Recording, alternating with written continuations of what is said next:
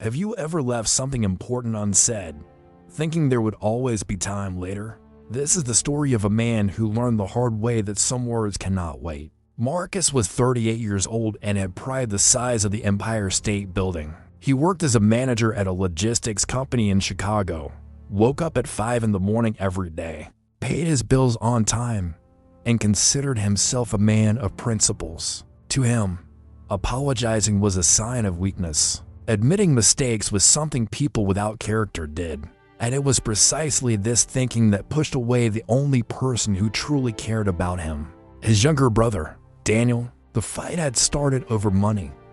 Like so many other family fights, Daniel had borrowed $5,000 to open a small computer repair business in Milwaukee. Marcus lent it, but made it clear he expected the money back in 6 months. A year passed, then 2. Daniel tried to explain that the business was growing slowly, that he was doing his best, but Marcus didn't want to hear excuses. At a Thanksgiving dinner, in front of everyone, he let out the words that would change everything. "You've always been irresponsible. I don't know why I expected anything different. As far as I'm concerned, you're dead to me as a brother." Daniel left their parents' house that day with red eyes. He tried calling a few times in the following weeks. Marcus never answered. He sent messages. Marcus would read them and not respond. Their mother begged for the two to talk. Marcus said he would only speak when Daniel showed up with the money in hand, and a sincere apology. "Pride is going to destroy this family," their mother said. With tears in her eyes, Marcus replied, "It's not pride, Mom. It's dignity." 6 months passed in heavy silence. Marcus dove into work, avoided family lunches, blocked any thoughts about his brother. At night, alone in his apartment in Lincoln Park, he would sometimes pick up his phone and stare at Daniel's name in his contacts. But he always put the phone back in his pocket. "Let him reach out first," he thought. "I didn't do anything wrong." It was an ordinary Tuesday when the phone rang at 3 in the morning. Marcus answered half asleep, annoyed at whoever would be calling at that hour. It was his mother. Her voice was broken, almost unrecognizable. "Marcus, you need to come to the hospital now." "It's Daniel." The accident had happened on Interstate 94, on his way back from work. A truck crossed into his lane. Daniel didn't have a chance. Marcus arrived at Northwestern Memorial Hospital still in his pajamas, his heart beating so hard it felt like it wanted to burst out of his chest. He ran through the white corridors until he found his mother sitting in a plastic chair, her face hidden in her hands. She looked up when she saw him.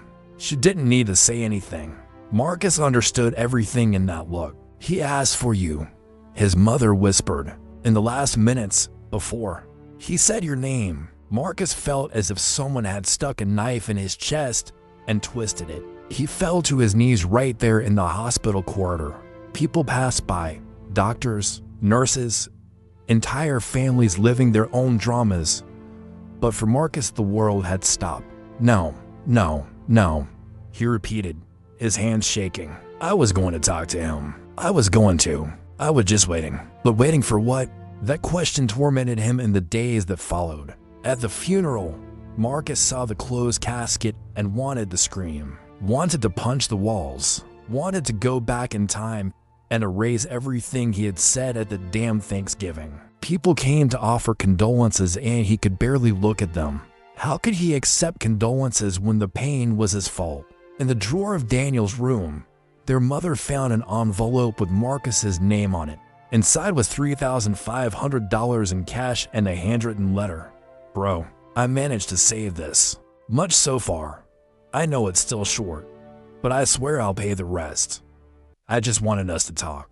Again, I miss you so much. Sorry for disappointing you. I love you. I'll always love you, even if you don't want to be my brother anymore. Dan." Marcus read the letter 20, 30, 40 times. Each word was a stone in his stomach. The money was there. The apology was there. Daniel had done his part. And Marcus? Marcus had waited because his pride was worth more than his love. The first months were a blur. Marcus went to work on autopilot, came home, stared at the walls. He stopped going to the gym, stopped hanging out with friends, stopped living. Guilt was a monster devouring him from the inside. At night, he would wake up sweating, dreaming of Daniel's voice calling for him.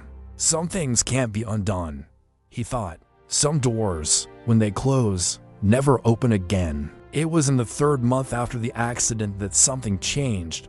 Marcus was at Whole Foods, pushing his cart without paying attention to where he was going, when he bumped into someone. It was a man about 70 years old, white hair, kind eyes. "Sorry," Marcus mumbled. The man smiled. "No problem. Son, we all walk around a bit lost sometimes, don't we?" Something about that smile, that simple phrase, made Marcus stop. The man noticed his expression and asked, "You okay? You look like you're carrying the world on your shoulders." Marcus doesn't know why, but he started talking. Right there, in the middle of the cleaning products aisle, he told everything to that stranger. The fight, the silence, the death, the guilt that wouldn't let him breathe. The man listened to everything in silence. When Marcus finished, he put his hand on his shoulder and said, "Son, let me tell you something I learned after burying people I loved. Forgiveness isn't for those who have passed. They're already at peace. Forgiveness is for those who stay alive. If you don't forgive yourself, you'll carry the deaths and yours." Marcus felt the tears streaming down. But how? How do I forgive myself for being such an idiot? For wasting time? For choosing to be right instead of having my brother? "You can't change the past," the man replied. "But you can change what you do with it. Your brother loved you. Do you think he'd want to see you like this? Destroyed? Or would he want you to take this pain and turn it into something that means something?" That 10-minute conversation changed everything. Marcus left the supermarket with a clarity he hadn't had in months. Forgiveness wasn't forgetting what happened. Forgiveness was choosing to live despite what happened. In the following months, Marcus started slowly. First, he reached out to family and apologized for distancing himself. Then, he took the $3,500 Daniel had left and donated it to a social project in Milwaukee that taught computer maintenance to low-income youth. In memory of Daniel, he wrote on the receipt, but the most important step was something else. Marcus started attending a support group in the Evanston area for people who had lost loved ones. In situations of unresolved conflict, he discovered he wasn't alone. There were people there who had fought with their father and never spoke to him again before his heart attack. There was a mother who kicked her son out of the house and he died of an overdose 6 months later. There were sisters who stopped talking over inheritance and one of them had cancer. Without the other knowing, each story was a stab, but it was also a reminder that his pain had purpose. Marcus began to share his story, first timidly, then with more courage. And he realized that when he talked about Daniel, about his mistake, about the lesson he learned too late, people listened. Some cried. Others thanked him for hearing it before making the same mistake. A year after the accident, Marcus was at a personal development conference in Denver when a woman approached him. During a break, she was about 40 years old with red eyes. "I heard you talk about your brother," she said. "I haven't talked to my sister in 3 years because of an idiotic fight about who was going to take care of our mother. When you said that forgiveness is for those who stay alive, something clicked. I'm going to call her today. I'm going to apologize, because I don't want to carry the weight you carry." At that moment, Marcus understood. He couldn't bring Daniel back. He couldn't undo the words he said or recover the lost time.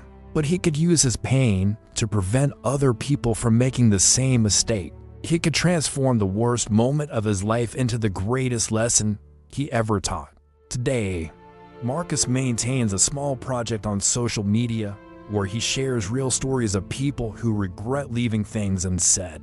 It's not about money or fame. It's about spreading a simple message. Pride charges a price you cannot pay. He visits Daniel's grave at Graceland Cemetery every week. He brings flowers, cleans the headstone, and talks about what he's doing. "I don't know if you can hear me, bro," he says, "but if you can, I hope you're proud. I'm trying to make it worth it. I'm trying to turn my stupidity into wisdom for other people. The pain never goes away completely, There are days when Marcus wakes up, and the first thing he thinks is, what if I had called? What if I had swallowed my pride? But he's learned to live with it. He's learned that carrying this pain doesn't make him weak. It makes him human, and using this pain to help others makes him useful. Because in the end, this is the truth no one tells you. You don't need a tragedy to learn this lesson.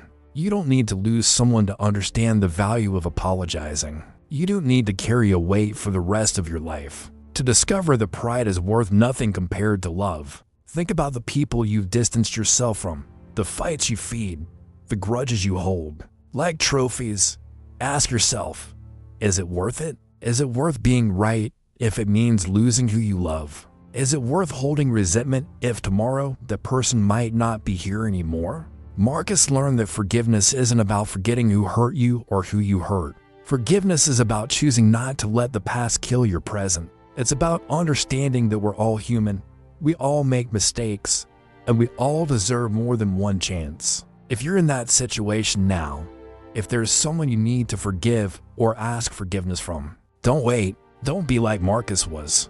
Don't let pride steal from you the moments you'll never get back. Pick up the phone, send the message, say the words that are stuck in your throat. Because forgiveness isn't for those who have already left. Forgiveness is for those who stay alive. And if this story touched you in any way, subscribe to the channel. Share it with someone who needs to hear this. Because maybe, just maybe, we can prevent other people from carrying the weight Marcus carries. Maybe we can save relationships before it's too late, and in the end.